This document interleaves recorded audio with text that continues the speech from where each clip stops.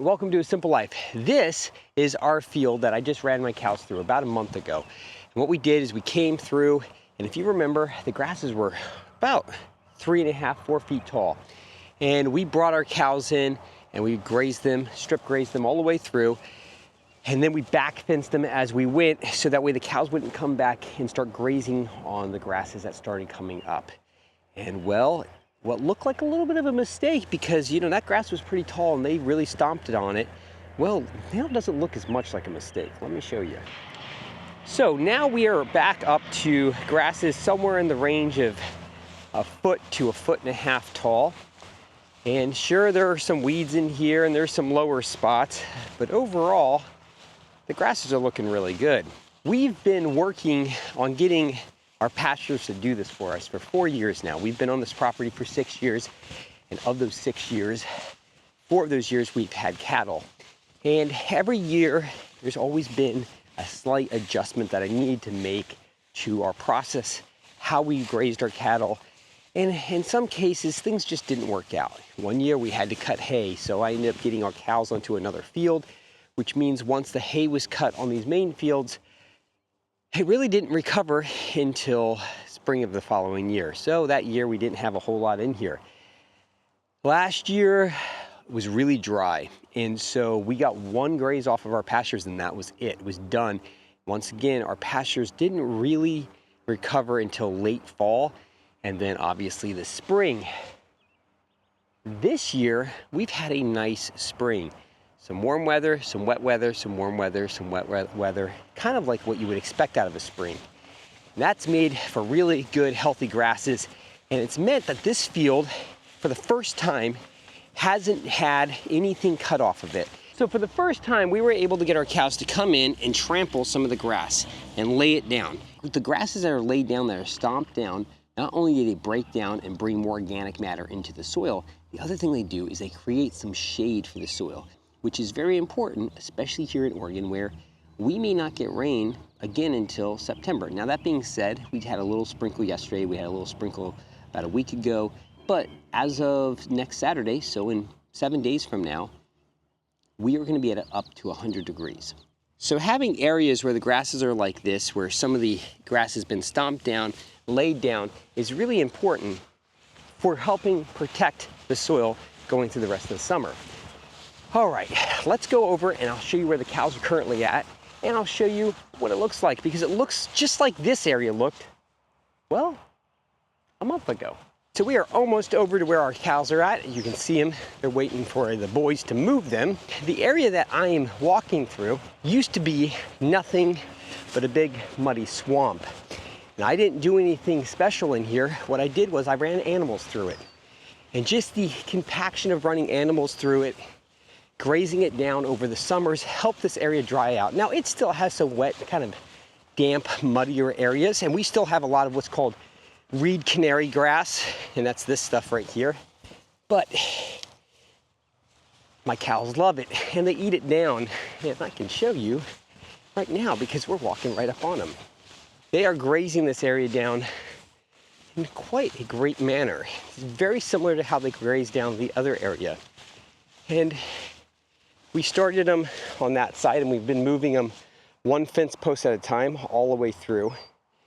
As you can see, there's a lot of matter that's being stomped on, left on the ground, and that is going to feed the ground, which is going to feed my cows.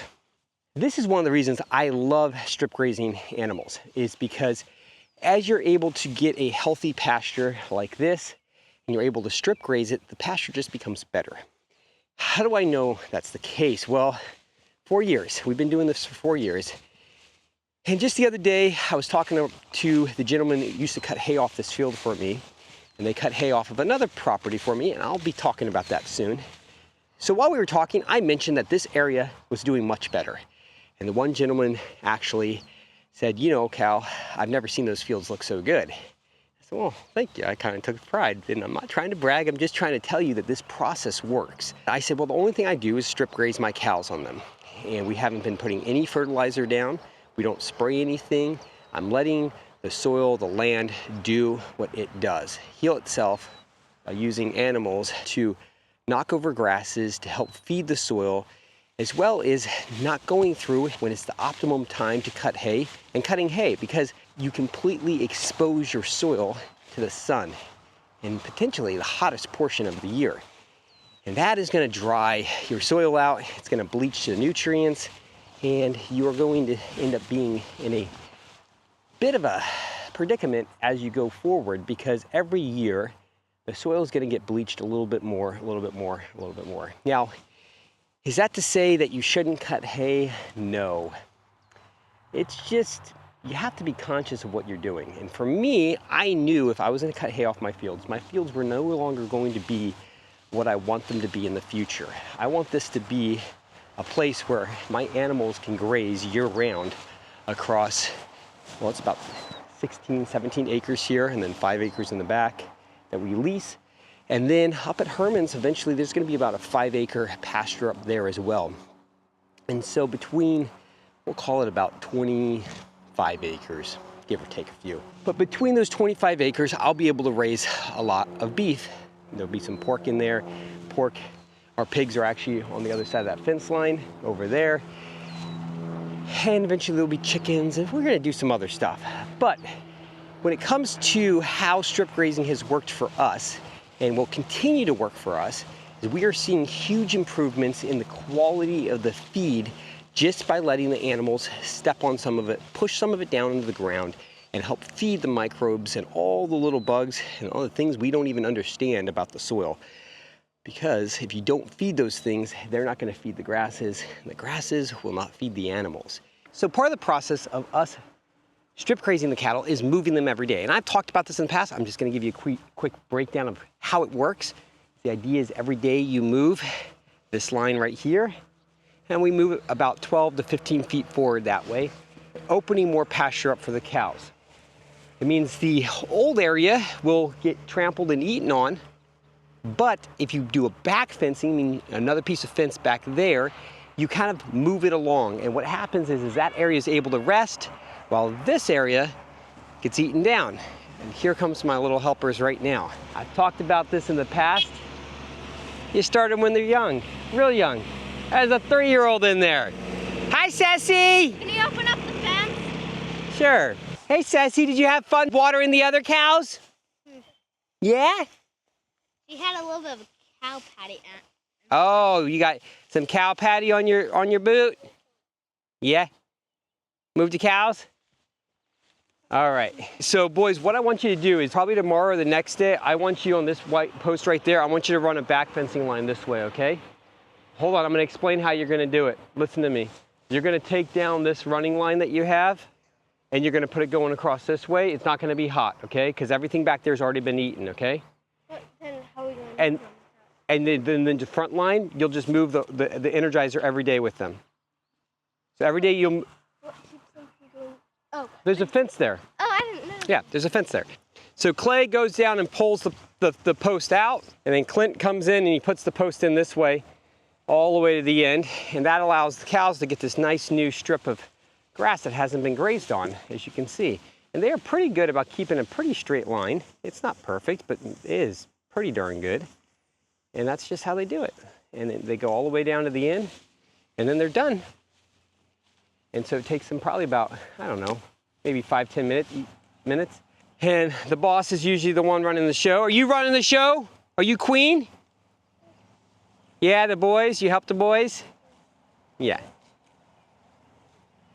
She's gotten shy all of a sudden.